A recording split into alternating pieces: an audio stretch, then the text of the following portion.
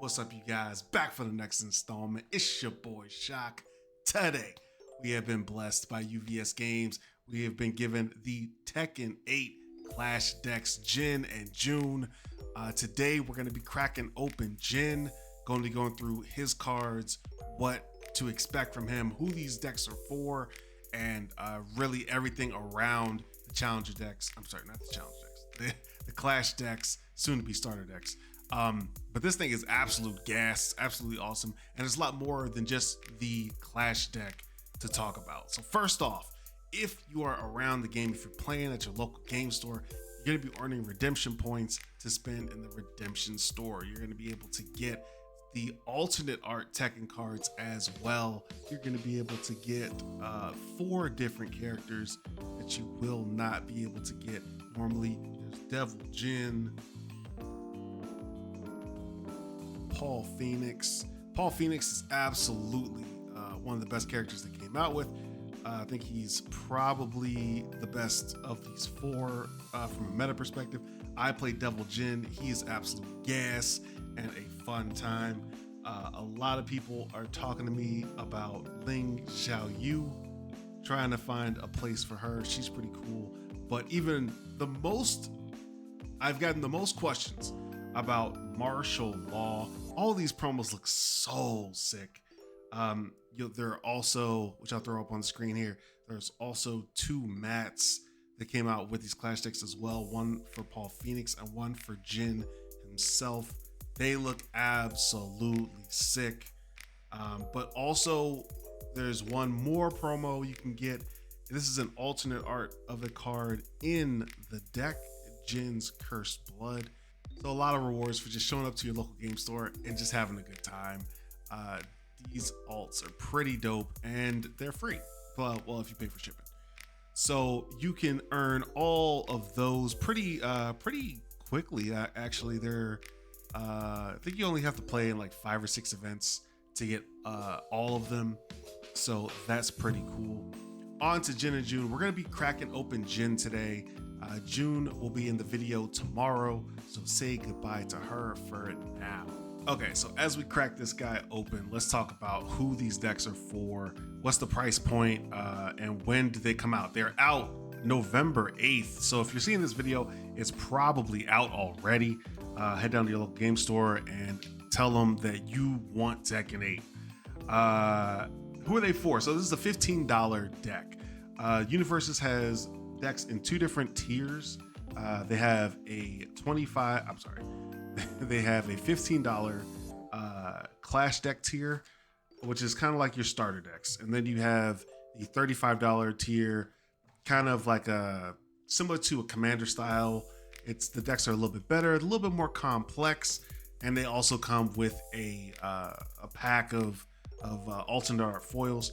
This is one of the $15 decks. So inside the deck box, you're gonna have the actual deck for Jin. That's gonna be a 60 card deck plus your character. You're gonna have your QR code. This is gonna take you to UGN so you can make an account, get registered, find out where your local game store is, where you can play, things like that. And then we'll have the playmat. This is actually different. Whoa, hold up. Let me see what's going on here. And let me walk you around the playmat if you haven't seen it before. They're a little bit different. All right, that's pretty cool.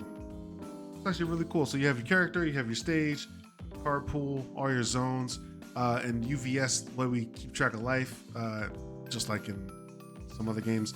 You put a die where your starting life total is, and then you can just kind of move it as you die. This actually, the color and everything looks really cool.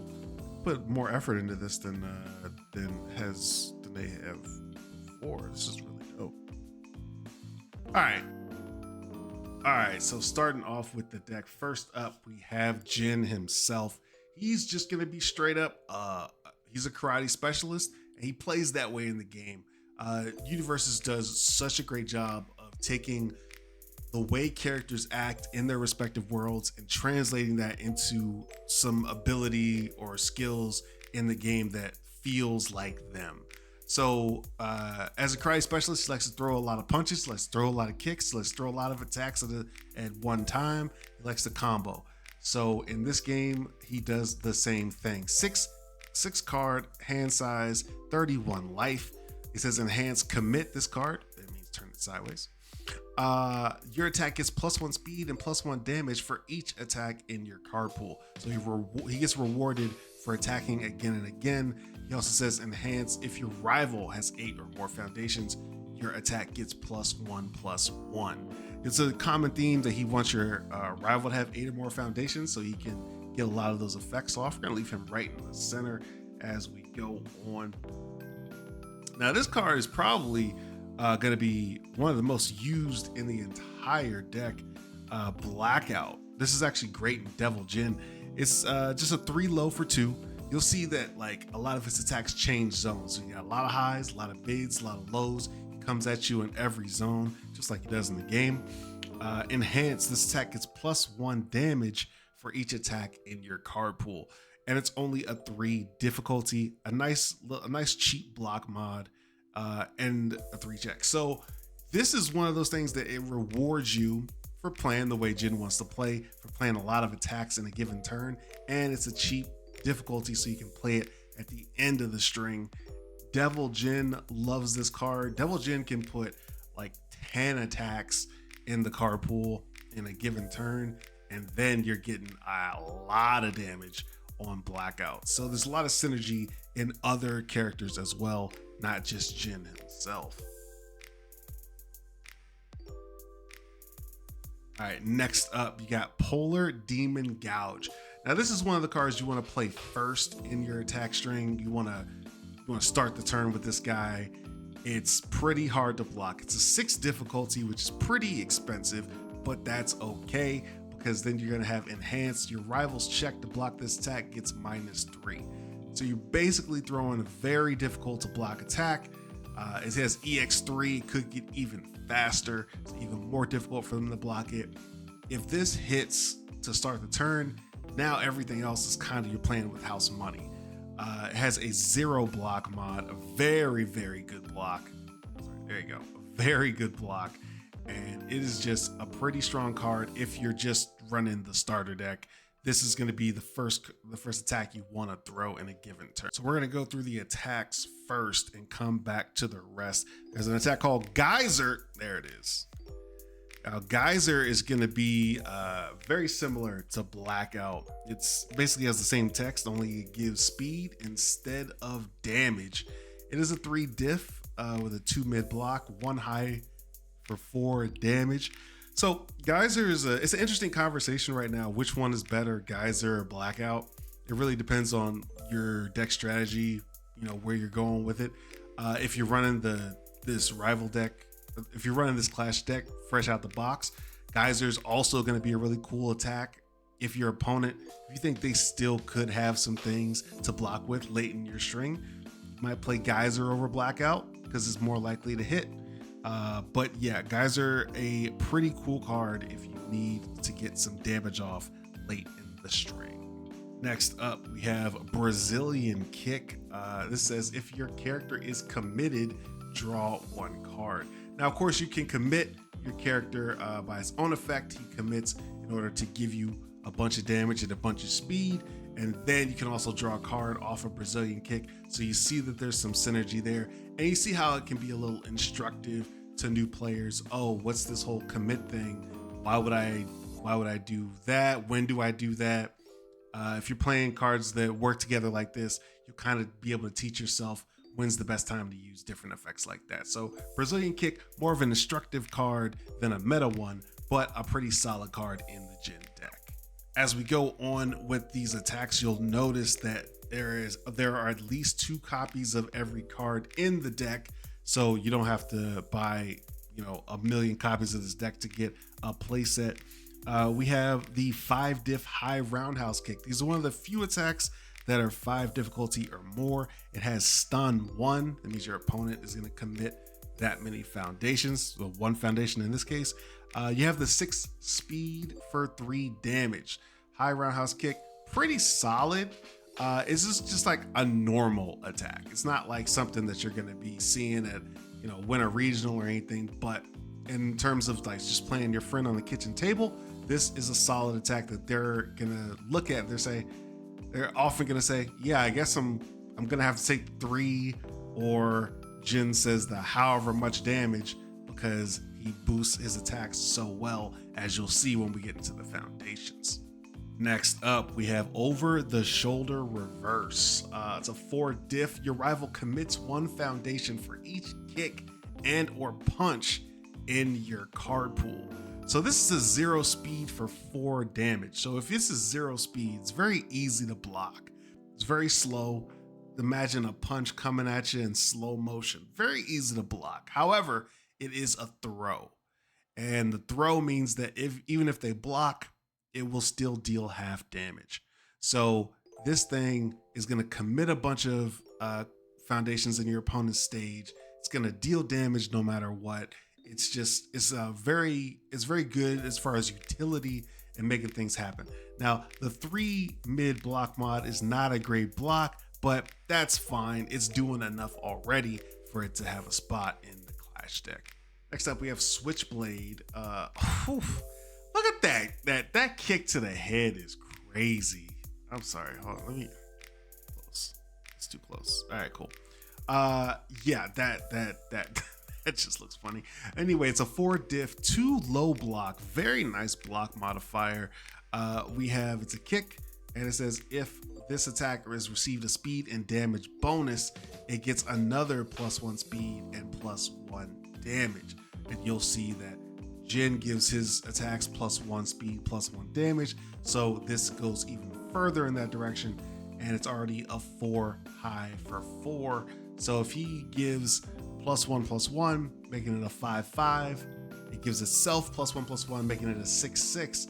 For a 4 diff, being a 6/6 is pretty strong. All right, we are through the attack lineup onto the foundations. The rare, we have Creating an Opportunity. Remove if your rival has 8 or more foundations, their check to block this gets -3. Lot of thoughts here. First of all, art's pretty sick. It's pretty sick. Actually, you have one of these cards we can see his face, which is pretty cool. Now, as far as how good the card is, when you're playing a 2 diff for a foundation, you want something good. When you're removing the foundation in order to use the effect, it's gotta be good. When you have a gameplay restriction, like your opponent has to have 8 or more foundations, now it's like, okay, this needs to be even better. For it to say the check to block gets -3,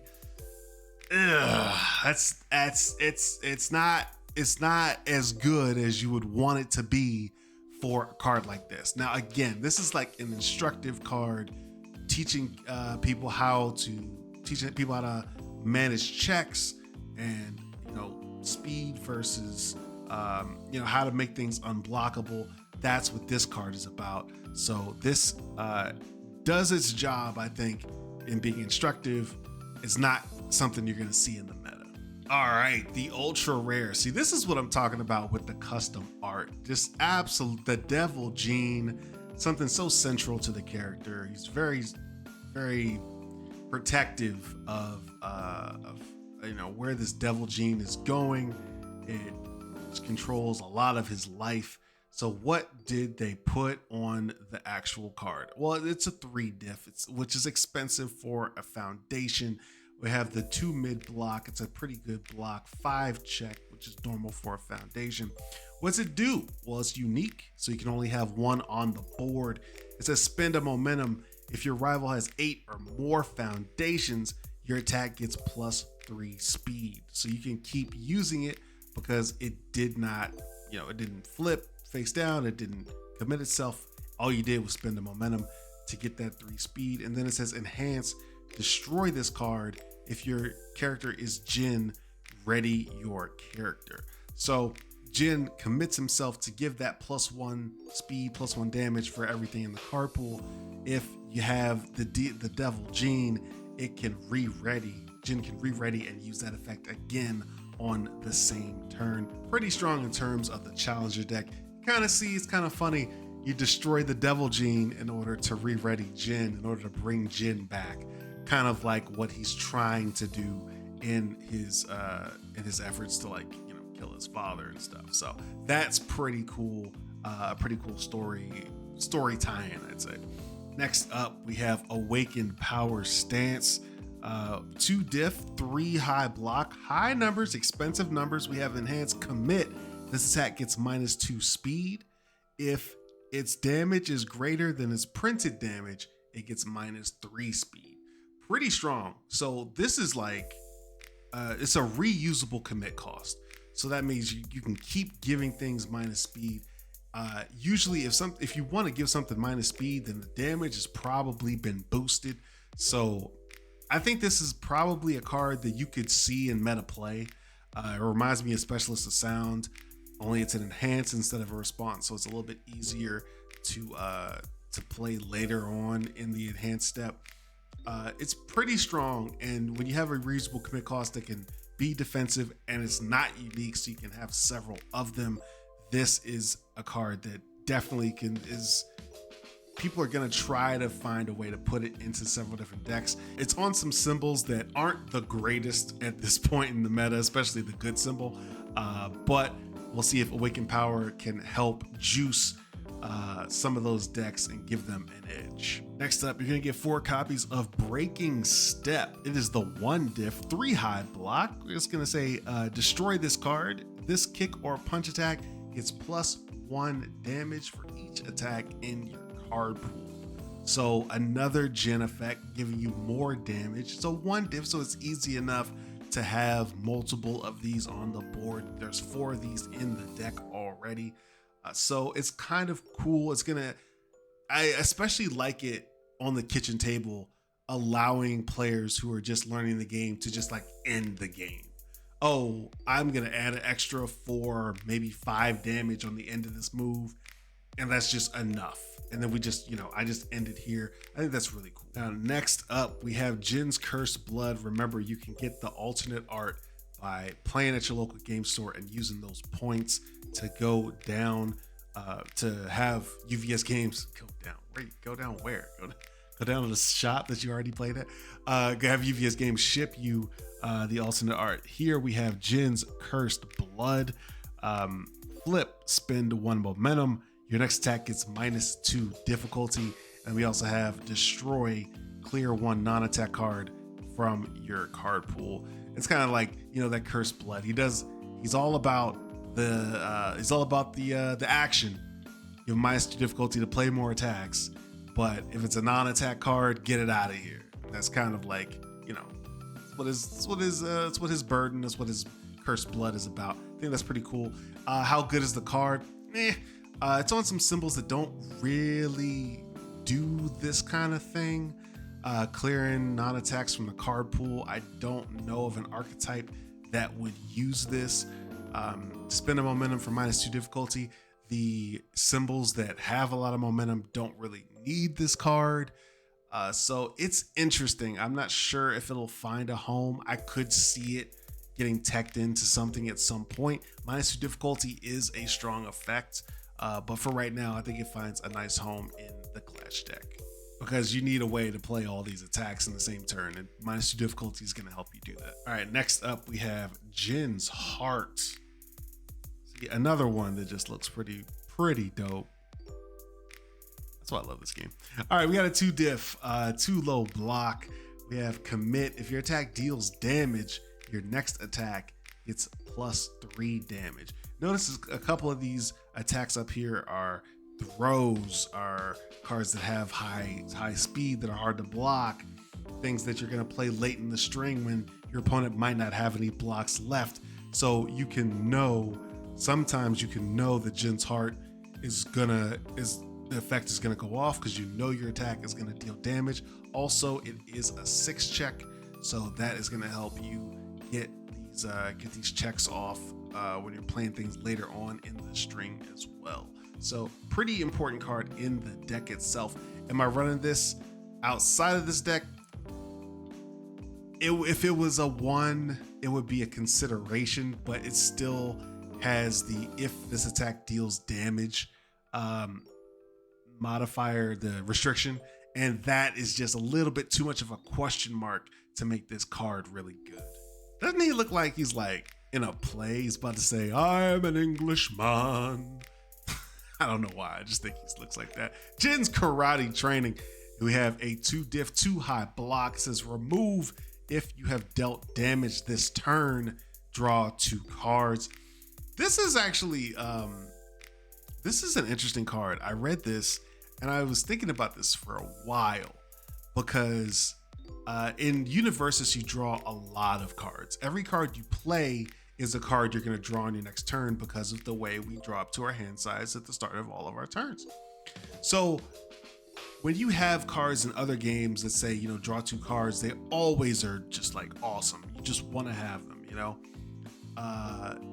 But in this case, I think this might be a great instructional piece to show people that drawing 2 cards is not as important as it needs to be. It's just not that good. Drawing 2 cards can definitely get you the attack you need or whatever, but when you're removing a 2-diff foundation in order to do it, that's gonna hurt you a little bit more than it does in other games. So I think this is a great training piece to let people know what is important in this game and what's not. So sneaky important Jin's karate training. All right, next up we have Jin's parry. Some of these screenshots are actually really dope. So this is the first 0. I think this is the only 0-diff. Yes, the only 0-diff in the deck. It says when you block with this card, it ignores progressive difficulty. And it's a 3-mid block. I am not happy about the block. I don't think that this is the greatest thing you want to block with. But instructive about progressive. It is a 0. You're gonna want to run 4 of these just to be able to build more foundations so you can play more attacks. It's good. It's definitely solid in the deck. It definitely has a home here. This is probably one of the weaker 0-diffs out in the game today, but that's okay because it's in a clash deck. That's perfectly fine. All right, next up, we got a couple left. We have Kuzama style combos. The 1-diff low block. He has enhance flip. Your attack gets +1 speed and +1 damage. Sometimes your rival's not going to have the 8 foundations for Jin to use his effect. Sometimes you're not going to want to commit that because you're early in your attack turn. You don't want to commit your Jin yet. So what do? For some of these attacks that need a speed and damage bonus in order to use their effect, you have Kuzama style combos to also give you some damage. Also, I could definitely see people just boosting up certain attacks early in the string, and that'll be an instructive moment in and of itself. But for Polar Demon Gouge, and just giving this 1/1, making it a 5/8 that also has -3 to your opponent's check, that is also a strong combo. So just things like that are gonna make it are gonna be where you're playing this card in the deck. Next up, gets you 4 copies of Key Charge Strike. I never know if it's key or kai. I think it's key. 2-diff, 2-mid, enhance flip. Your attack gets +2 speed. If you've dealt damage this turn, your attack gets +2 damage. So this is really the same, very similar card to Kuzama style combos, which guaranteed gives you a +1/+1, but this 2-diff could give you a +2/+2. So very interesting. So potentially a very strong card, especially after you have throws and things like that in the deck. This thing giving a +2/+2 on the end of a string could really hurt. And you can kind of see the way they reinforce, this is the way we want you to play. This is the way we want you to kill. Make it very simple, make it very intuitive, which is the point of these decks, bringing in players through making the game simple and intuitive. So that is the point of Key Charge Strike. I think +2/+2 on a 2-diff.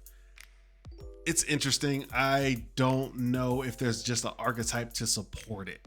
I think that it could definitely be in the format if there was some archetype to support a card like this, and an archetype that was aggressive enough that just wanted speed and damage on a thing because they had everything else taken care of.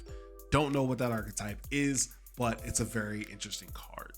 And last up, we have Warped Intentions. It says, so 1 diff says flip. If this attack has received a speed and damage bonus, it gains stun 1. So you're going to be able to get stun 1 for flipping this card face down. Stun means your opponent is going to take a card and turn it sideways and commit it, their choice, after you received a speed and damage bonus. So you're going to be able to stun 1 at some point, because you're always going to be, on your last attack at least, you're going to turn Jin sideways. This is interesting. I think, again, one of those things that fits in the deck. And I just wish it was a little bit better of a card because it has great stats. 1 diff, 2 low block. It's got a 5 check on the bottom. Those are great numbers that you want to see on a card. If the effect was just a little stronger, this could really find its way somewhere. If it said stun 2, I think this is actually like a meta worthy card, but it's probably broken at that point, to be honest, because you can chain many of these together. You can stun someone's whole board at that point. So they probably are justified keeping it as stun 1, especially with things like Devil Jin running around and his ability to give speed and damage at the same time. Yeah, stun 1, I totally get it. It's a pretty cool card. Probably finds its way into a couple of decks anyway. Not sure which archetypes, maybe not at the top of the format, but definitely an interesting card that I'll keep an eye on for formats to come. All right, you guys, well, that is it for Jin himself. Come back tomorrow. We're going to be cracking open June and going through all the cards in the June deck, seeing how they did with that. If you need more information about the Universes card game, head over to myherometa.com. We've got the tournament deck list. We have editorials. We have reports from the news, what's going on in the game today, what to expect coming down the pipe. We have reveals from cards that are not out yet. It's all on myherometa.com. I'll see you over there. And until then, I'll see you on the tables.